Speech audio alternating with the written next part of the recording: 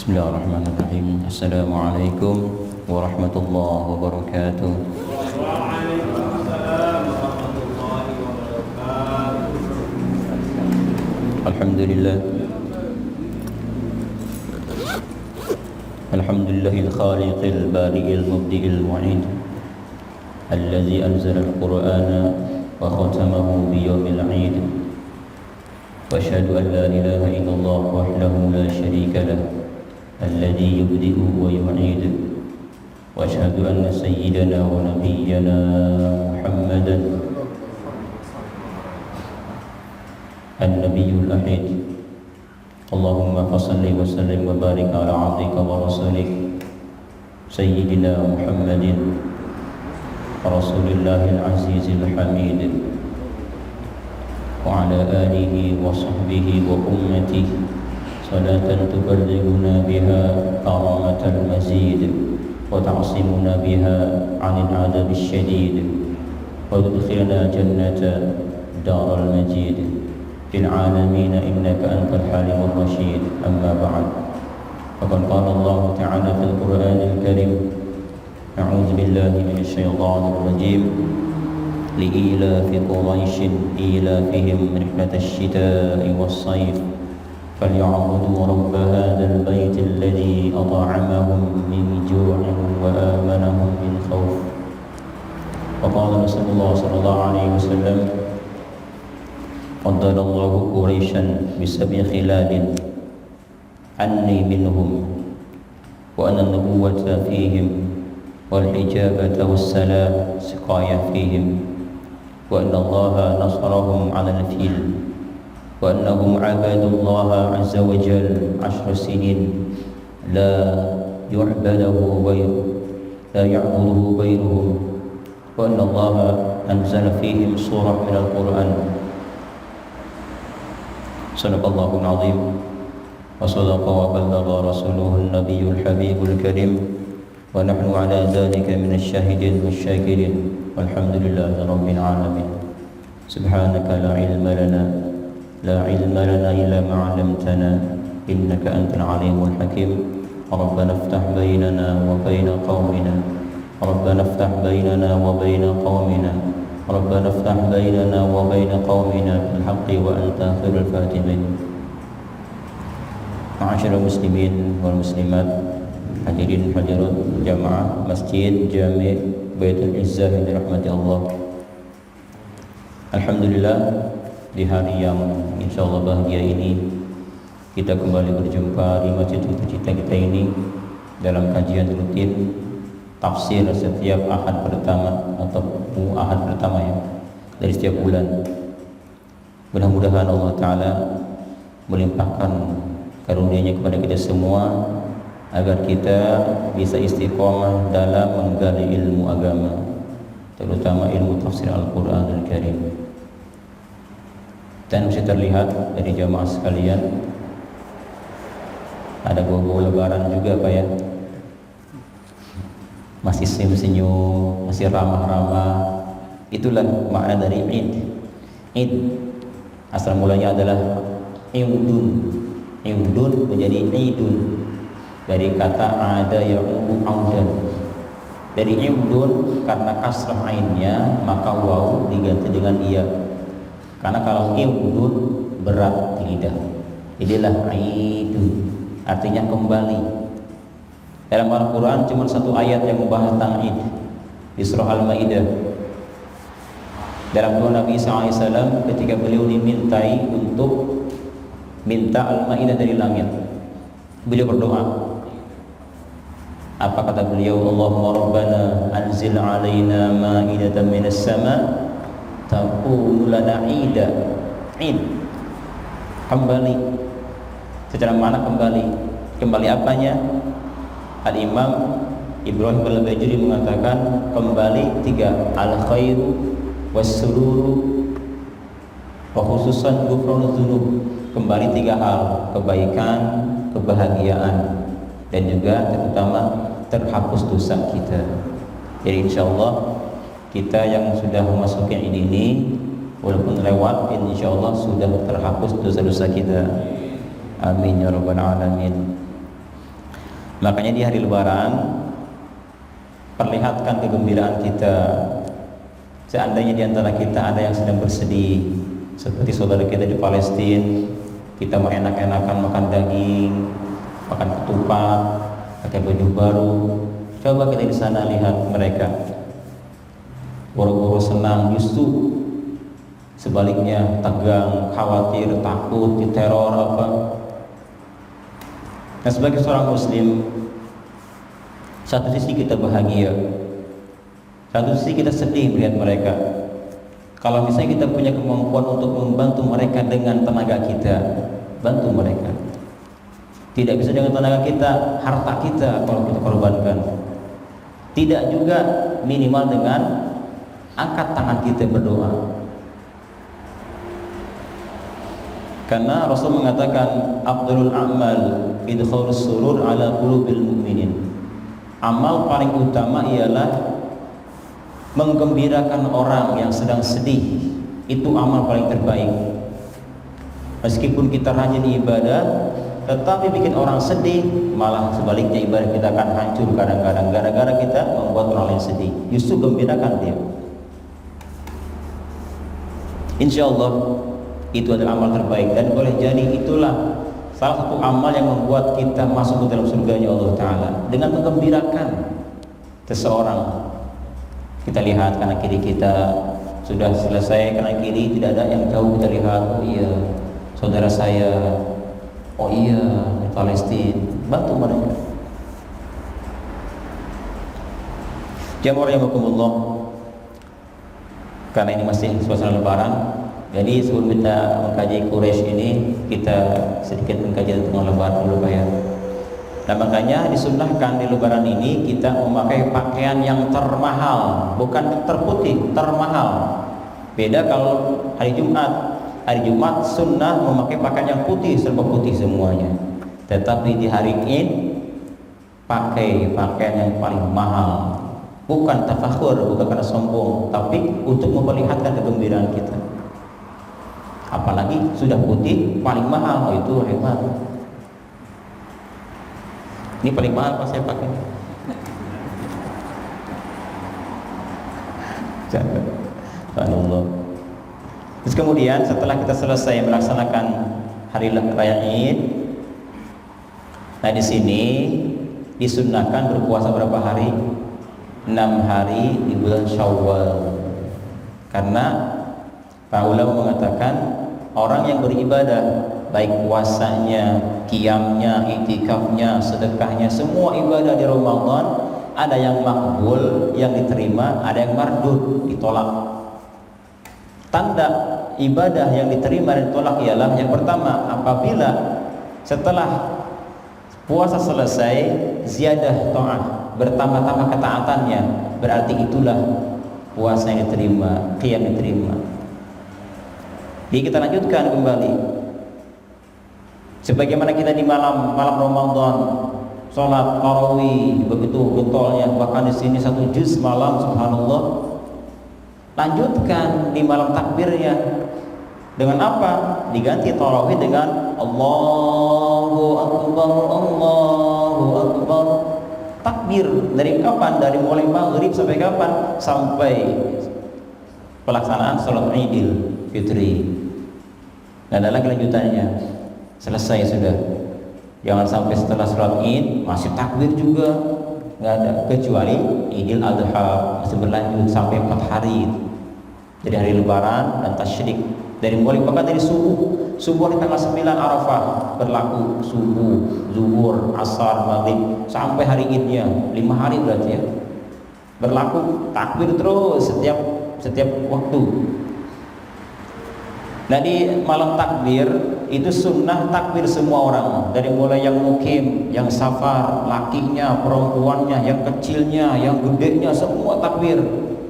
Ini mah aneh, yang takbir bukan kita, malah apa yang takbir? La ilaha illallah. Kita mah tidur aja. Baiknya kita juga takbir. Allahu Akbar, Allah, agungkan dia. Perhatikan Al-Baqarah yang kita baca, walitukabbirullaha ala ma hadakum. Setelah selesai puasa, walitukabbirullaha, bertakbirlah menyebut Allah Ta'ala sebanyak-banyaknya di situ. Selesai kita pengganti dari tarawih malam takbir. Lalu kapan puasa diganti? Diganti dengan 6 hari Syawal. Lanjutkan lagi. Selesai itu itikafnya mana? Itikaf dari takbir tadi. Dari takbir malam lebaran, itikaf terus sampai subuh. Kemudian dilanjutkan dengan apa? Dengan pelaksanaan hari raya Id, salat. Sedekahnya kapan? Diganti sedekah tiap hari kita Ramadan diganti dengan zakat fitri. Makanya zakat ini kan berlaku kewajibannya mulai terhitung dari tenggelamnya matahari di malam pertama Syawal. Itu kewajiban kita bayar zakat. Adapun sebelumnya dari tanggal 1 Ramadan sampai menjelang takbir, malam takbir, itu hukumnya jawaz, boleh. Tidak wajib, hanya boleh-boleh saja, sah-sah saja. Setelah kita sholat subuh di hari raya Id, di situ ada waktu sunnah. Sunnah mengeluarkan zakat fitrah dari mulai waktu subuh sampai pelaksanaan Id. Setelah selesai itu, dari mulai sholat Id selesai sholat, dari sampai menjelang asarnya, menjelang maghrib, hari itu hukumnya makruh. Setelah habis hari itu Id, malah zakat fitrah di malamnya, malam yang kedua Syawal, hukumnya haram.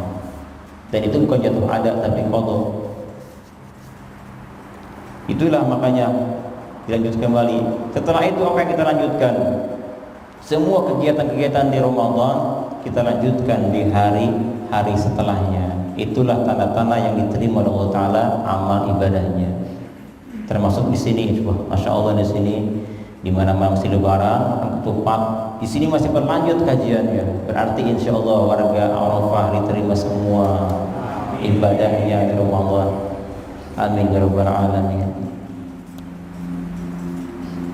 Ada sebuah syairan, kalau tidak salah dari Ali bin Abi Thalib mengatakan, laisal id liman labisal jadid, laisal idu liman labisal jadid, bukanlah disebut dengan id orang sebatas memakai pakaian baru, bukan itu intinya.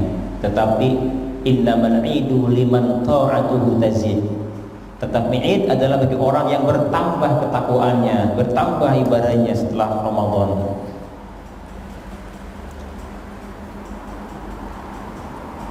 Insyaallah baik, kita bertambah selalu ibadah kita di hari-hari setelah Ramadan. Baik jemaah sekalian, sebelum kita kaji surat Quraisy ini, alangkah baiknya kita baca Al-Fatihah 1 kali, terkhusus untuk saudara kita di Palestina.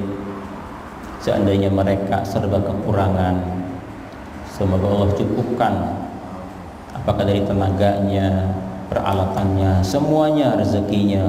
Semoga Allah tambahkan, kuatkan iman mereka, tambahkan, sabarkan, dan semoga Allah Ta'ala menyegerakan pertolongan kepada mereka. Dan umumnya untuk muslimin sedunia ini. Ala hadhihi al-Fatihah. A'udzu billahi minasyaitonir rajim. Bismillahirrahmanirrahim. Alhamdulillahi rabbil alamin. Arrahmanir rahim. Maliki yaumiddin. Iyyaka na'budu wa iyyaka nasta'in. Ihdinas siratal mustaqim. Siratal ladzina an'amta 'alaihim ghairil maghdubi 'alaihim waladdallin. Yang pertama, yang kedua, sebelum kita mengkaji surat Quraisy, terlebih dahulu saya ucapkan taqabbalallahu minna wa minkum siyamana wa siyamakum wa qiyamana wa qiyamakum. Asallahu an yaj'ala lana minal a'idin wal faizin wal makbulin. Kalau bahasa sekarang, mohon maaf lahir dan batin. Seandainya selama saya mengisi di sini ada mungkin 1 kata, 2 kata, bahkan lebih dari itu kurang berkenan di hati para jemaah, mohon dimaafkan seluas-luasnya. Dimaafkan nggak Pak? Dimaafkan nggak? Alhamdulillah.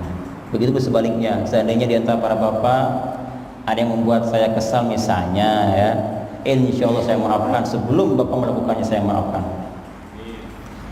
Baik, kita buka Quraisy. Kita baca sama-sama. biar tambah pahala. A'udzu billahi minasy syaithanir rajim. Mari.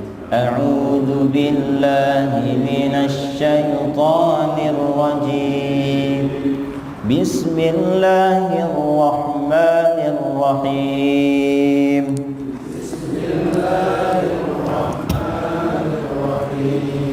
Li'ilafi Quraisy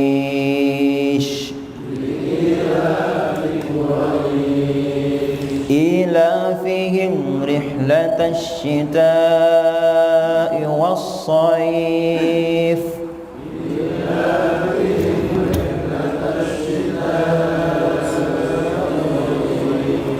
فليعبدوا رب هذا البيت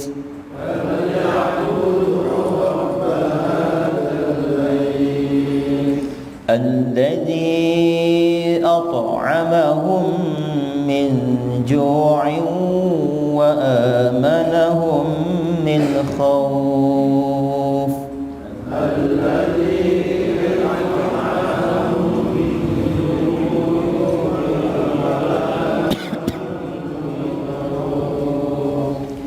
صدق الله العظيم.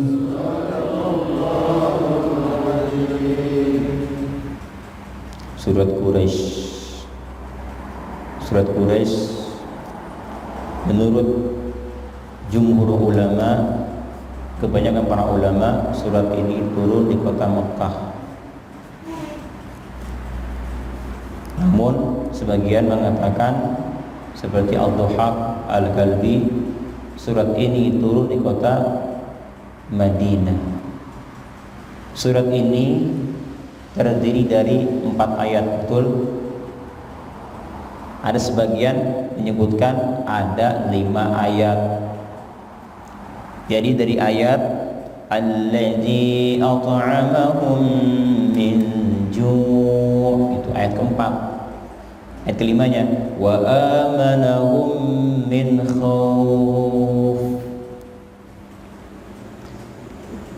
Terus kemudian di sini kita buka tafsir Al-Qurtubi tentang bacaan kata ilafi. Li-ilafi kita baca apa? Biasanya kita baca dengan bacaan li-ilafi, hamzah yang kedua jadi iya. Asalnya i'laf. Asalnya i'laf dua hamzah, li-ilafi, li-ilafi. Hamzah dua kumpul. Seperti iman, iman asalnya iman. Adam asalnya Adam. Jadi kalau ada hamzah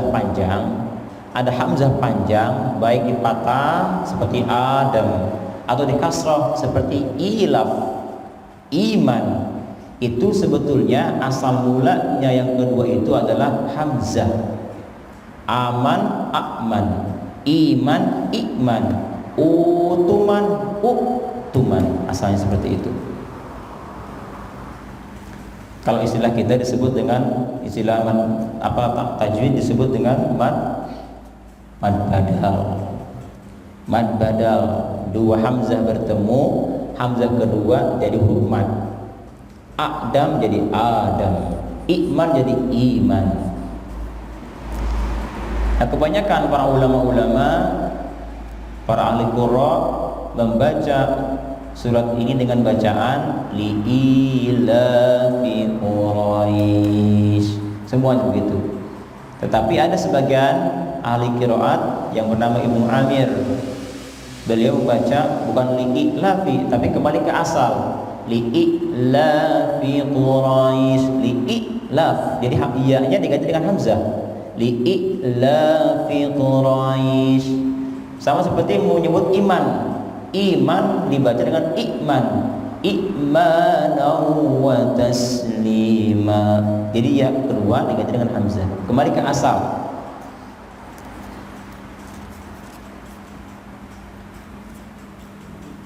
Coba dibuka Pak surat ini, surat Al-Ahqaf. Al-Ahqaf dibuka.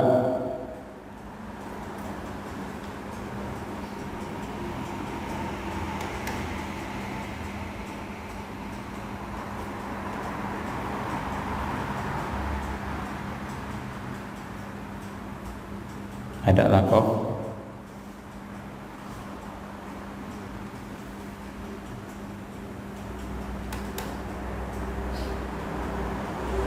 Ayat keempat, Al-Akhbat keempat. Ada enggak? Di sini ada bacaan Qul ara'aytum ma tad'una min dunillahi aruni madza khalaqu minal ard am lahum syirkun fis samawat. Nah, di sini ada bacaan fis samawati tuni, ada hamzah pukul 2. Perhatikan Pak di situ. Ini salah satu bacaan yang jarang terjadi, yang jarang kita dapati. Ini ada bacaan ituni, 2 hamzah. Ituni, ada enggak Pak? Ituni. Di sini kalau dilanjut dari samawat, fis samawati tuni, hamzahnya berlaku. Fis samawati tuni. Tetapi kalau diwaqaf dari samawat, fis samawat, berhenti, maka hamzah yang kedua dari kata ituni diganti dengan iya. Jadi ituni bacanya. Ituni bikitabim min qabli hadza. Ya, sama kayak ini. Yang pertama ada yang kedua. Yang ketiga ada juga yang baca si hamzahnya, kasrohnya hamzah dihilangkan, langsung ke iya. Jadi bukan li'ilaf, tapi lilafi Quraisy. Hilang i-nya. Bukan li tapi lilafi, lam ya lam alif fa, lilafi. Pak yang membaca Al-Qur'an, Bismillahirrahmanirrahim, lilafi Quraisy. Boleh. Kenapa? Khifah, agar ringan dibaca. Jadi ada bacaan li'ilafi, ada bacaan li'ilafi, ada juga bacaan lilafi, 3. Apa? Kapan mulainya? Misalnya bersama kita berhenti ya. Kadang-kadang kan ragu gitu. A atau U atau I. Itu, ya. Ini kembali kepada asal kata dari ituni ini. Betul. Fi'il madinya adalah atayati. Jadi dia namanya nakis ya. Akhirnya iya, hurufnya ataya, asalnya ataya. Kalau misalnya ada 3 kata ujungnya iya, ataya, romaya, misalnya, maka nanti si ain fi'il mudhari'nya itu dikasroh. Ataya yati, atayati. Nanti ke fi'il amarnya ngikuti karena kasroh juga. Jadi ikti asalnya, ikti. Atayati ityanan atin ma'tiyun ikti. Ikti. Kenapa dikasrohkan i-nya? Karena huruf ketiga kasroh, ikti. Jadi patokannya Pak, kalau ada hamzah dalam Al-Quran kita bingung ini bacanya u apa i apa a ya. Kita lihat huruf ketiganya setelah hamzah. Kalau misalnya doma, dia ikut doma. Seperti dalam surat Qaf tadi kan ada titik hamzah mati, ada adkhuluha bisalam. Adkhulu ini bacanya u apa i. Lihat huruf ketiganya, udkhul. Nah, doma kan, udkhul, ikuti itu. Kalau kasroh yang ketiganya seperti ini iti apa itu apa atu. Karena ini asalnya adalah iti karena ini jamak iti ya itu. Jadi dikasrohkan hamzahnya. Dibaca dia di madinya, kemudian di amarnya. Ya. Jadi kembalikan kepada fil madinya. Karena fil madinya iya akhirnya, jadi kasroh ain fil mudhari'nya. Jadi atayati, yati taknya di kasroh. Kalau sudah kasroh fil ain mudhari'nya, si fil amarnya nanti mengikuti fil mudhari tadi. Ya, yati jadi ikti. Ini kita baca Ituni. Bukan. Kalau utuni bedanya apa? Kalau utuni itu nanti akhirnya wow. Seperti gozawa, ini kan wow akhirnya. Nah, ketika dia di mudhari di apa fil amarnya ubzu, dhamma ubzu. Paham Pak? Paham? Insyaallah ya. Baik, sekarang berikutnya tentang kaitan surat ini dengan surat sebelumnya, yaitu surat Al-Fil. Para ulama berbeda pendapat tentang surat ini, apakah surat menyendiri atau surat tergabung dengan Al-Fil. Di depan saya ada kitab Al-Qurtubi membahas tentang ini. Beliau mengatakan bahwa surat ini muttasilah, menyambung dengan surat Al-Fil. Jadi surat ini bukan surat menyendiri dia. Jadi kalau surat dalam Al-Quran 114 dikurangi 1 jadi berapa? 113. Kenapa? Karena surat ini bergabung dengan Al-Fil. Kenapa demikian? Yang pertama dilihat dari sisi maknanya. Maknanya menyambung kepada surat sebelumnya. Li'ilafi Quraisy, karena kebiasaan orang-orang Quraisy. Karena kebiasaan. Kenapa demikian? Setelah Allah hancurkan, binasakan ashabul fil, kenapa dihancurkan, dibinasakan? Dikarenakan karena melihat kebiasaan orang-orang Quraisy. Bergabung maknanya. Satu. Yang kedua, ada riwayat dari Ammar bin Maimun. Beliau pernah sholat maghrib di belakang imam bernama Umar bin Khattab. Beliau imam, Allahu Akbar, sholat maghrib. Rakaat pertama beliau membaca Wattini wazzaitun sampai selesai. Rakaat keduanya baca Al-Fil disambung dengan Quraisy. Ini menandakan bahwa pendapat Umar Al-Fil dengan Quraisy satu surat. Setelah faj'alahum ka'asfin ma'kul li'ilafi Quraisy tuh. Jadi nggak ada bismillah lagi, langsung campur. Inilah pendapat pertama yang mengatakan surat ini menyambung dengan surat sebelumnya. Pendapat yang kedua adalah surat ini terpisah dengan surat sebelumnya. Kenapa? Karena ada fasilah, ada pemisahnya, yaitu Bismillahirrahmanirrahim. Jadi fungsinya bismillah adalah al-fasilah, pemisah antara dua surat. Dulu Nabi bingung. Sempat bingung membedakan mana awal surat, mana akhir surat. Akhirnya turunlah ayat Bismillahirrahmanirrahim. Nah, disinilah ketahuan nanti. Jika ada bismillah, berarti itu awal surat. Jika tidak ada bismillah, berarti itu akhir surat. Terkecuali At-Taubah ya Pak ya, itu tidak ada bismillahnya. Kenapa? Sebagian mengatakan karena At-Taubah ternyata satu surat dengan Al-Anfal, hanya nggak ada bismillahnya, digabung gitu.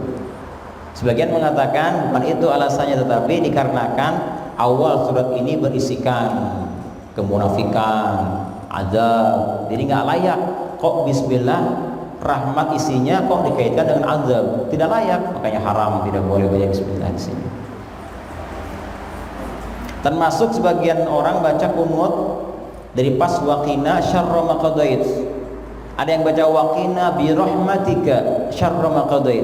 Ada yang baca waqina syarra ma qadait tanpa bi rahmatika. Betul dua-duanya. Nah, bagi pendapat yang tidak mengumpulkan rahmatika waqina syarra ma qadait. Kenapa? Ini syarra, keburukan, kejelekan yang dikaitkan dengan rahmat. Hilangkan rahmatnya. Waqina yang pakai rahmatika langsung aja syarra ma. Kenapa? Karena tidak layak. Rahmat kok ada kaitan dengan azab, dengan syar. Ini sebagai pendapat seperti itu. Dan seandainya ada juga yang baca bi rahmatika, tidak masalah. Kenapa? Karena rahmat itu luas, termasuk keburukan juga masuk, kebaikan juga masuk. Ini khilaf antara ulama-ulama fuqaha. Jamaah rahimakumullah. Surat ini Quraisy, kita beralih kitab Al-Wasit. Beliau mengatakan surat ini adalah surat yang kalau dilihat dari ketertiban turunnya, surat ini jatuh setelah surat At-Tin dan sebelum surat Al-Qari'ah. Surat ini kalau melihat dari sisi turunnya itu jatuh setelah surat At-Tin dan sebelum surat Al-Qari'ah, yaitu posisinya ke-29. Tapi kalau di Al-Quran ada keberapa itu Pak? Keberapa di situ? 100? 6. Kalau melihat dari sisi turunnya, dia jatuhnya surat yang ke-29 setelah At-Tin dan sebelum Al-Qari'ah. Baik, kita artikan sekarang apa artinya li'ila fi Quraisy, karena kebiasaan orang-orang Quraisy. Apa kebiasaan mereka? Ila fihim rihlatash shita'i was-shayf, yaitu kebiasaan mereka ila fihim rihlatash shita', bepergian. Kapan? Ketika di musim dingin dan musim panas. Musim dingin pergi ke negeri Yaman, kalau musim panas ke negeri Syam. Jadi ilaf yang kedua ini jadi badal dari ilaf yang pertama. Kita buka tafsir para ulama-ulama tentang ayat ini. Kita buka Al-Qurtubi. Quraisy adalah salah satu suku yang paling tinggi. Tidak ada suku manapun yang bisa mengalahkan Quraisy. Quraisy paling tinggi. Dulu, masa-masa dulu yang paling tinggi adalah orang-orang Israel. Orang Bani Israel paling tinggi kedudukannya. Coba kita buka Pak surat Al-Jasiyah. Al-Jasiyah kita buka.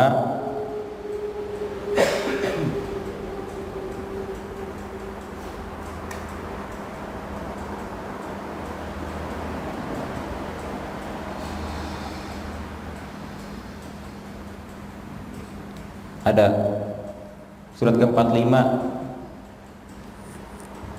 ayat yang ke-16. Ayat ke-16.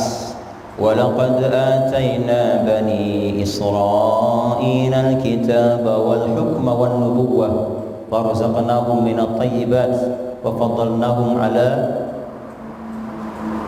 al-'alamin. Ada apa artinya? Ayat ke-16.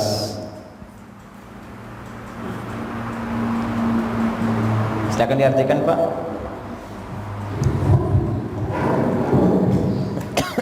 Dan sungguh kepada Bani Israel akan memberikan kita Allah, kekuasaan dan kenabian. Kami akan memberikan kepada mereka rezeki yang baik dan kami memberikan mereka bangsa-bangsa pada masa itu. Bukan. Tidak ada suku manapun yang bisa mengalahkan Bani Israel, tidak ada. Di masa itu, tapi bukan masa sekarang, masa dulu paling tinggi mereka. Nah, makanya mereka masih mengklaim sekarang paling tinggi katanya. Paling tinggi sukunya mereka itu Israel. Secara makna Israel itu dua kata Isra dan kata Ila. Israel. Baik.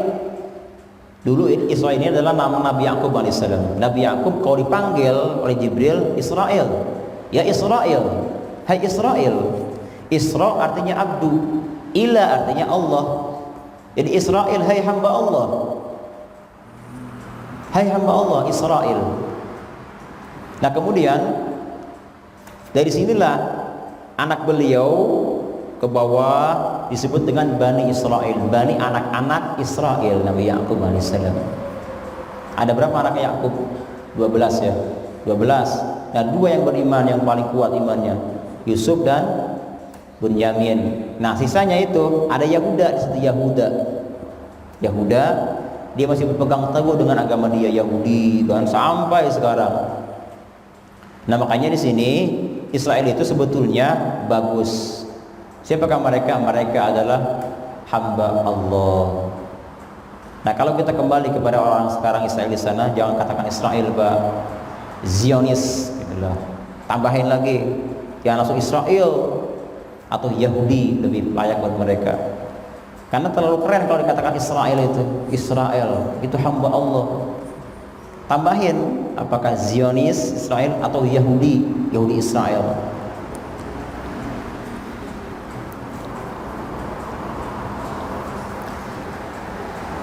Di sini ada sebuah riwayat kenapa dikatakan bahwa mereka adalah umat atau suku paling tinggi. Kita buka dalam hadis sahih bahwasanya Rasulullah SAW pernah bersabda bahwa Allah, artinya panjang nih Pak ya, kita artikan saja langsung. Allah unggulkan suku Quraisy dengan 7 alasan. Yang pertama kata Nabi, anni minhum. Yang pertama, aku adalah termasuk di antara orang Quraisy. Yang kedua, pangkat kenabian ada di mereka. Yang ketiga, hijabah, siqayah. Dulu yang datang ke Mekah berhaji, siapa yang menjemput mereka, yang menyambut mereka, yang ngasih makan minum mereka? Quraisy. Yang keempat, Allah tolong mereka untuk mengalahkan gajah Abraha itu. 4. Yang kelima, mereka adalah suku yang zaman dulu orang-orang menyembah berhala, tetapi mereka 10 tahun istiqomah menyembah Allah Ta'ala. Suku mereka lah yang paling kuat. Yang lain yang imbah sana sini, mereka 10 tahun ibadah kepada Allah Ta'ala khusus. Makanya diunggulkan. Nah kemudian yang terakhir, Allah turunkan surat khusus untuk suku mereka. Li'ilafi Quraisy. Nggak ada li'ilafi Israel, nggak ada. Apalagi li'ilafi Indonesia, nggak ada Pak. Ada juga li'ilafi Quraisy, suku Quraisy paling tinggi. Nah Quraisy dipecah lagi menjadi ada Quraisy namanya Bani Hashim. Nah beliau Nabi kita itu lahir dari suku Bani Hashim, yang sekarang disebut dengan Habaib Bani Hashim. Di sini ada sebuah riwayat tentang bagaimana terjadinya Quraisy ini dulu. Ada istilah Bani Hashim. Ada sebuah riwayat mengatakan di sini orang Quraisy dulu mereka punya kebiasaan yang apabila salah seorang dari Quraisy kelaparan, maka keluarganya harus mendatangi satu tempat yang khusus. Mereka tinggal di situ sampai mati di situ. Itu kebiasaan mereka seperti itu. Dan ini terjadi waktu itu pada zaman Bani Abdi Manaf, seorang pemimpin Quraisy Bani Abdi Manaf. Suatu hari anaknya Abdi Manaf ini dia punya jodoh, kemudian jodohnya ini keluarganya ditimpa kelaparan, kan? Sebagaimana adat mereka, jika ada yang kelaparan maka wajib pindah atau datang ke tempat yang ma'ruf itu, tinggal di situ sampai mati, bikin kemah sendiri apa. Nah setelah itu datang jodohnya anaknya Abdi Manaf ke putranya. Dia bercerita, ya kalau bahasa kita mungkin, kakak, besok saya akan pergi ke tempat ma'ruf. Nah dia tahu tuh, wah berarti ditimpa kelaparan nih, berarti dia nanti akan mati di sana. Akhirnya anaknya ini mengadu ke ibunya, Umi katanya, jodoh saya si fulana besok akan pergi ke sana, ke ma'ruf, tempat yang ma'ruf itu. Kaget ibunya kan. Akhirnya dikirimlah makanan oleh ibunya untuk keluarga jodohnya itu, dikasih makanan. Selang beberapa hari habis stoknya. Datang lagi jodohnya kepada putranya tuh, besok saya akan kembali datang tempat itu. Kemudian anaknya ngadu ke bapaknya sekarang, wahai bapak, ceritalah dia, jodoh saya besok akan pergi ke tempat ma'ruf. Bapaknya kan merasa bagaimana seorang pemimpin, akhirnya adat ini harus dihilangkan. Dia kumpulkan semua suku Quraisy. Dikumpulkan semuanya, dia berkata di depan mereka bahwa kita punya kebiasaan apabila seseorang di antara kita kelaparan harus pergi ke tempat ma'ruf, tinggal di situ sampai mati. Ini seakan-akan, kata dia nih, seakan-akan suku kita paling tinggi itu rendah nantinya dan habis nantinya. Bagaimana kalau begini, kata bapaknya nih. Jadi suku kita ini, siapa yang kelaparan, yang kemiskinan, maka kita yang ada kemampuan bantu dia sampai dia kaya. Setuju tidak? Setuju. Nah kebetulan, kata dia, saya punya mantu, calon mantu. Besok dia akan mendatangi tempat itu. Kita bantu dia. Bagaimana? Siap semuanya kan. Ada yang potong kambing, ada yang potong onta, ada yang bikin ini Hashim. Nah Hashim itu artinya menghancurkan Hashim. Menghancurkan roti Hashim dicampur dengan kuah.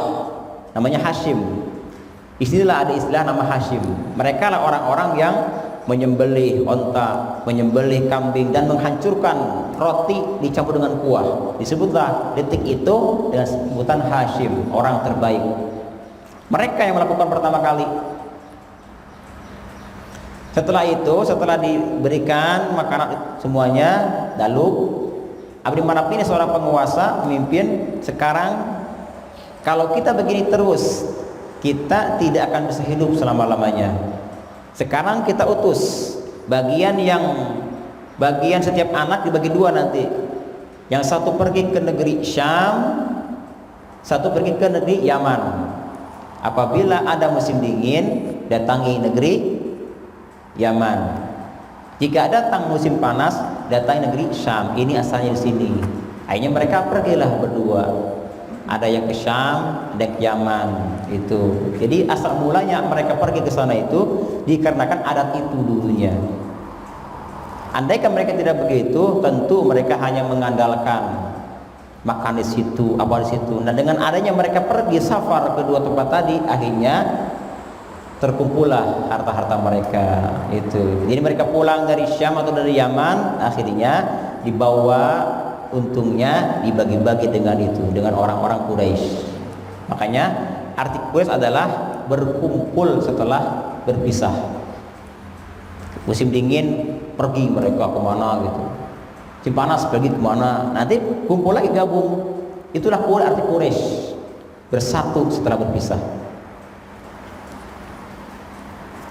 Nah di Bani Hashim ini yang tadi pertama kali mereka melakukan penyembelihan, kemudian membagi-bagi roti, disebutlah mereka dengan istilah Bani Hashimi. Nabi dari situ lahirnya, turunan itu Hashimi.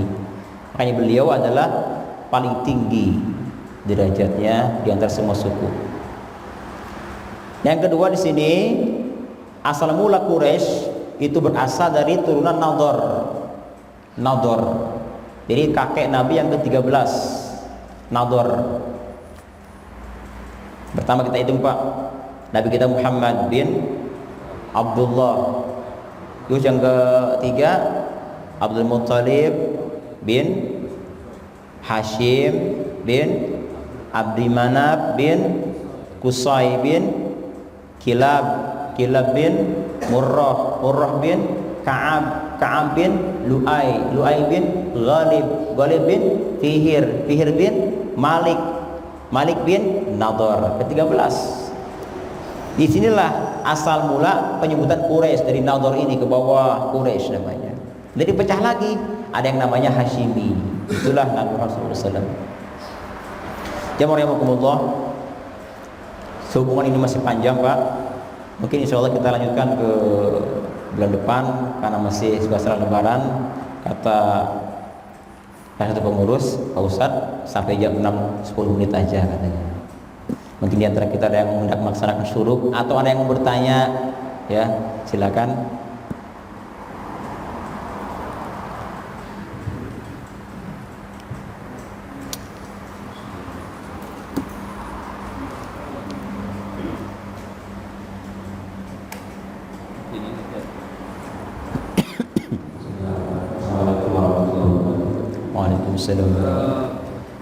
Artinya ketika kita kebiasaan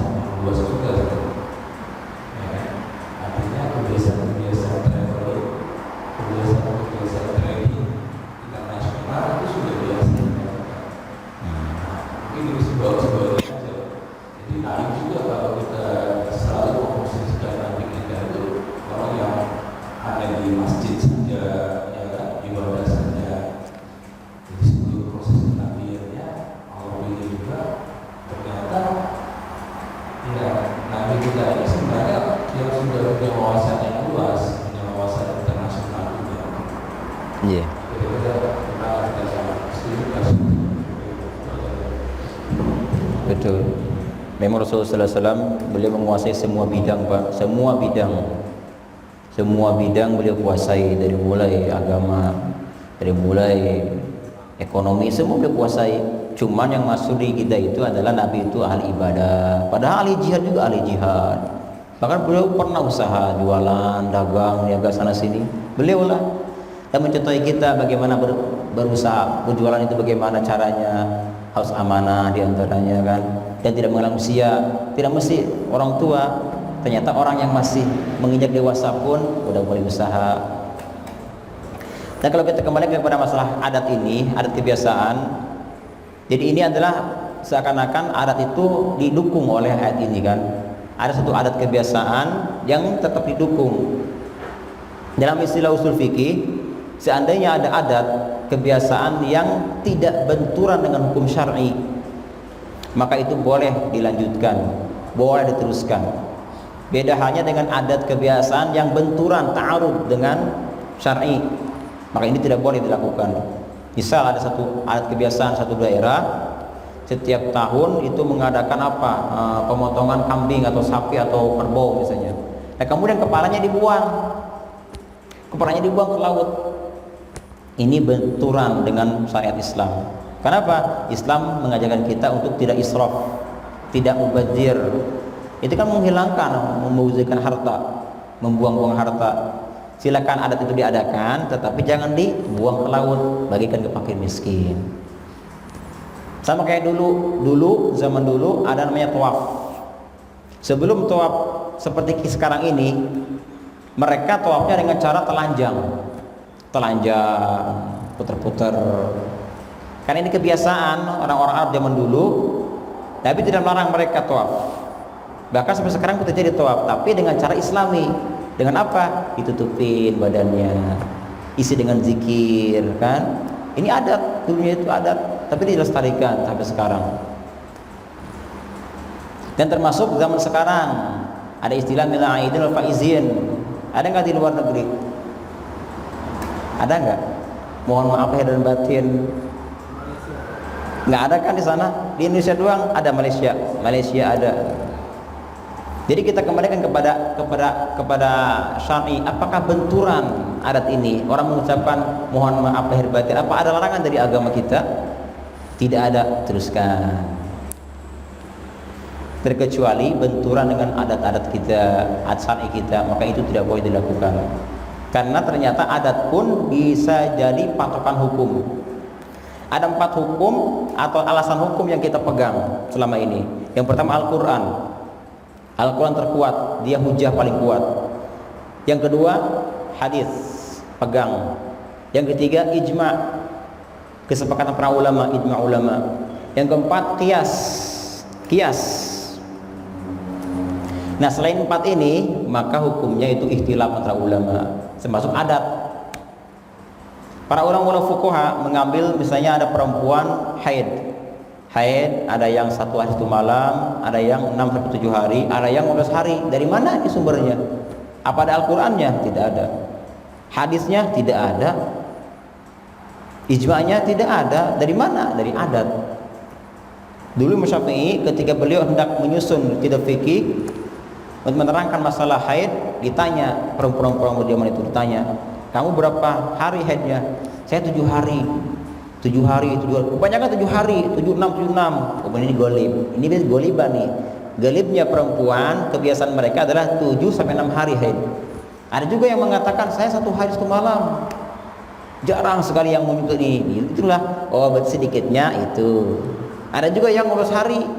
Jadi namanya ini uruf, kembali kepada adat kebiasaan. Termasuk sholat kita sholat. Misal kita sholat Allahu Akbar, setelah salam Assalamualaikum warahmatullah, selesai kan? Ingat kita, ya Allah 1 rakaat lagi saya lupa. Nah, zaman salam dengan zaman ingat kira-kira lama enggak gitu? Lamanya bagaimana? Kembali ke adat. Tuh, gitu kan? Begitu kita salam, ingat 1 rakaat tidak kita lakukan, maka zaman setelah salam sampai kita ingat kira-kira lama enggak. Nah ukuran lama tidaknya ini kembali kepada adat kita. Kalau menurut adat kita segini enggak lama, sebentar, berarti langsung kembali kembali, lakukan 1 rakaat lagi tanpa takbir. Berdiri lagi, baca biasa, Fatihah selesai, ruku, tidal sampai selesai. Tapi kalau kita mengatakan ini kayaknya lama nih, berarti wajib diulang dari awal lagi sholatnya. Dari awal lagi sholatnya. Jadi ini kembali kepada adat. Satu aja. Oh, kalau diulang dari awal semuanya, Pak. Semuanya dari awal 1, 2, 3, 4 kalau 4 rakaat. Dulu pernah Nabi begitu. Beliau ketika sholat asar atau zuhur kalau tidak salah ya. Beliau pernah sholat zuhur 2 rakaat. Assalamualaikum, selesai. Semua jamaah tidak yang komentar. Itu dalam sholat ini. Andaikan di antara mereka sahabat mengatakan, ya Rasulullah kurang 1, batal sholatnya. Karena dalam sholat diam semuanya kan. Tidak lama ada seorang Arabi berkata, ya Rasulullah, aqasarta am nasita? Aqasarta am nasita? Apakah anda mengqasar sholat atau emang lupa? Nabi baru sadar kan, apakah engkau mengqasar atau lupa ya Rasulullah? Nanya ke sahabat Abu Bakar Siddiq, hai Abu Bakar, apakah sholatku baru 2 rakaat? Betul ya Rasulullah.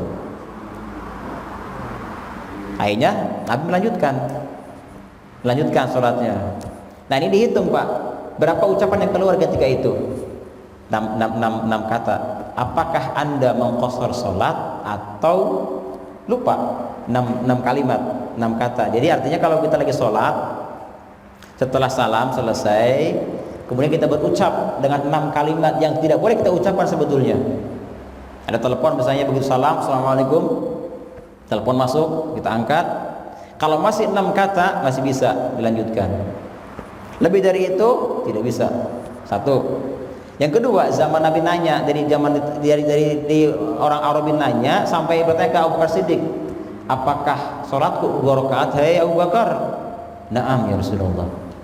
Beliau jawab, kenapa? Karena wajib seorang umat ketika ditanya oleh Nabi wajib menjawab meskipun dalam sholat, maka dibolehkan beliau menjawab. Selesai itu akhirnya apa yang terjadi? Sholat. Nah dari sinilah akhirnya diadakan adat kebiasaan.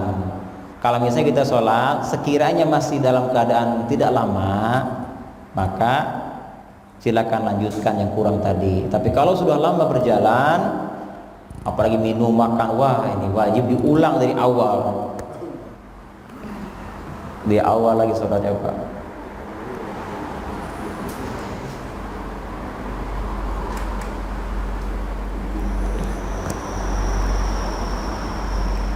Sudah 6.20, 10 menit Pak. Mari kita tutup kajian kita ini. InsyaAllah kita lanjutkan bulan depan Pak ya. Subhanakallahumma wa bihamdika asyhadu an la ilaha illa anta astaghfiruka wa atubu ilaik. Demikian, assalamualaikum warahmatullahi wabarakatuh.